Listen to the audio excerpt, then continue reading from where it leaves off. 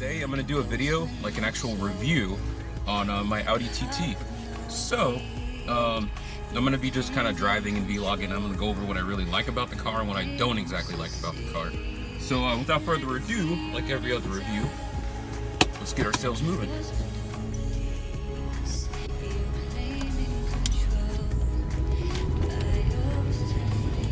Alright, so the first thing that I definitely like about this car is that it's really peppy.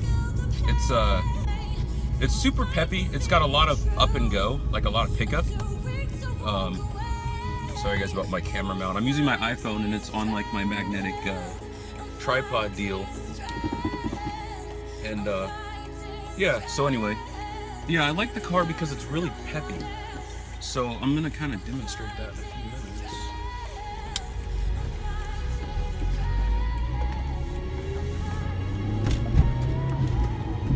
Alright, and this is second gear, but watch the acceleration.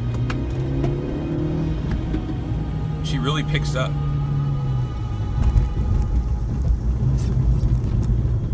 A little bit of a rough little rev match there, but speed limit's 30, so can't break that. I got mighty close, just so you law-abiding citizens there, like, I'm a law-abiding citizen, I don't know why I just said that, that sounds bad. I didn't break the speed limit, just so you know. Got mighty close, but anyway, yeah, she's got a lot of pickup and go. Now, the best thing that I also love about this car, like one of the most badass things, is the turbo spew.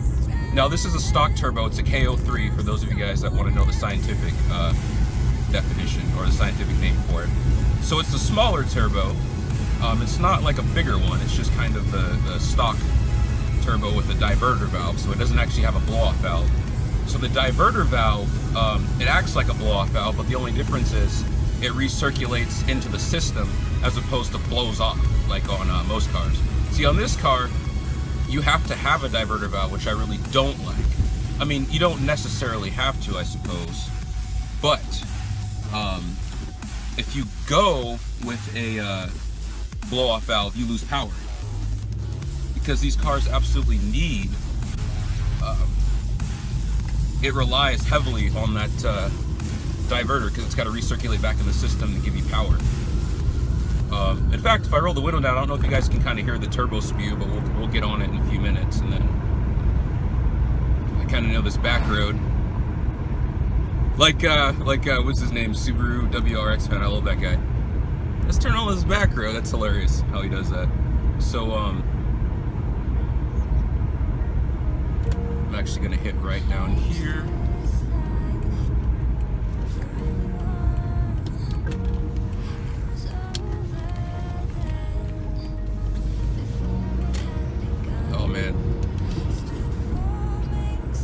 So this is where it all begins. So I'm about to whip her around, and hopefully with the windows both open, you guys can hear you guys can actually hear.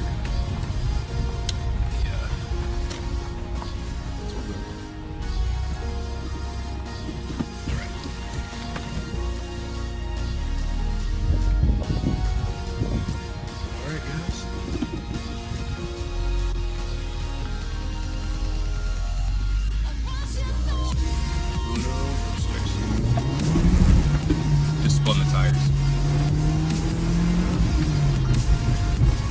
don't know if you guys heard that. It's impossible to frown in this car. It legitimately is when I roll the windows back up.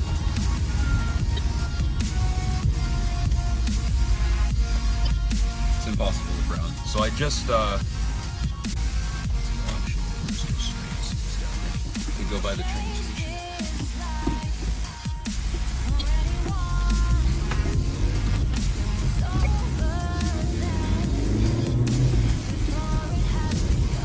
I love this car. I really can't complain.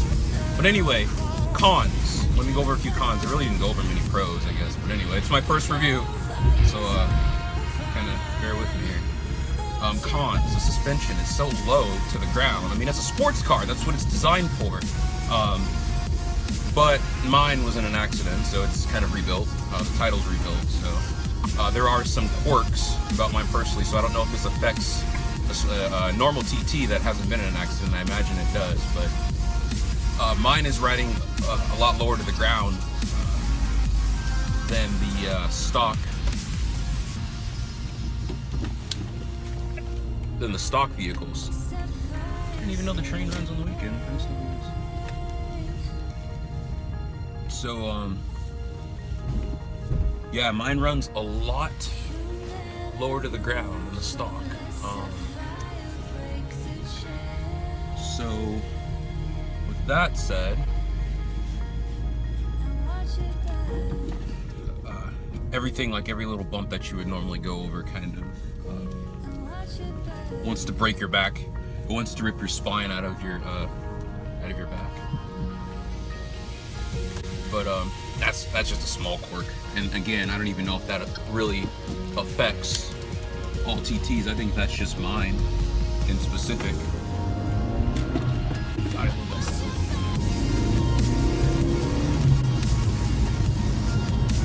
She is just so peppy. Like, that's what I love about this car. And it's only a 1.8 liter turbo. So, I mean, the engine displacement is 1.8. It's got four cylinders, but what's cool is it's 5 valves per cylinder.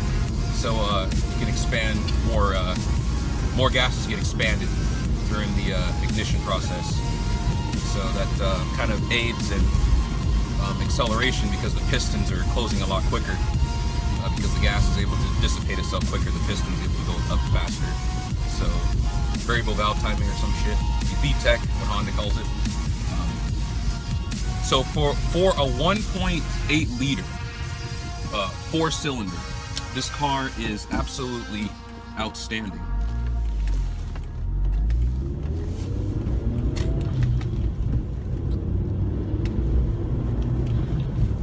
And you have to love the 5-speed transmission. Now, gas mileage is another pointer in this car. I love it. It's really good. I get about 35 miles to a gallon if I'm not on it like I just was. So it's definitely very, very fuel efficient in the case.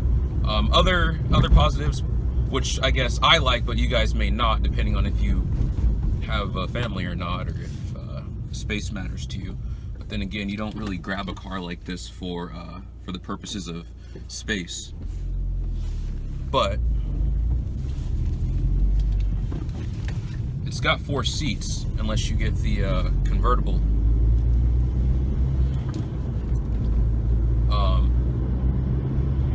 Mine specifically, let's see, sorry guys, kind of concentrating. Mine specifically, we'll turn down this road over here where the park is. Mine specifically is the Coupe edition. So it's got the hardtop, obviously, and it's got the 4 seats. But the 4 seats are so small that you can only fit people that are about 4 feet tall. So if that says anything,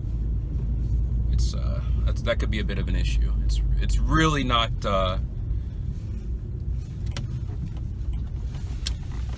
It's really not designed for carrying large amounts of people. I honestly think Audi put it in just to be able to call a car a 4-seater, just for insurance purposes, to make it cheaper. But personally, I don't know if you guys can see it, I just laid the seats down. It's a much cleaner look. I do plan on deleting the seats eventually, because there really is no need for them. I mean, you're just, you're not really gonna be able to use them.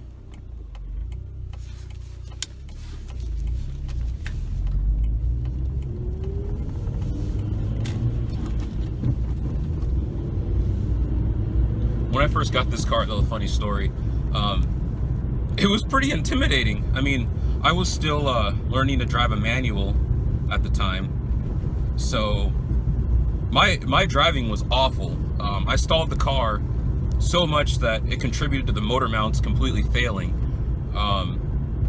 and that's also because it was in an accident, so nothing was the same as it was prior to, so the structural integrity was pretty affected by it. But then one day I stalled the fucking thing so many times, and it was at night.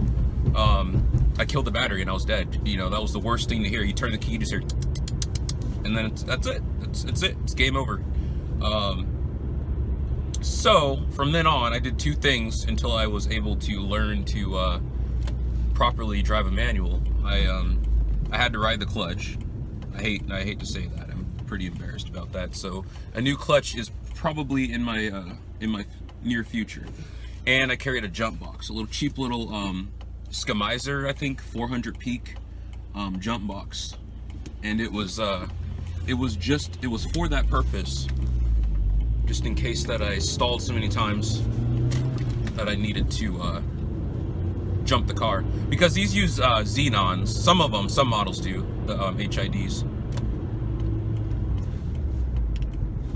So I had no choice other than to do that, and then eventually one day I literally just woke up and then was able to drive a stick shift properly.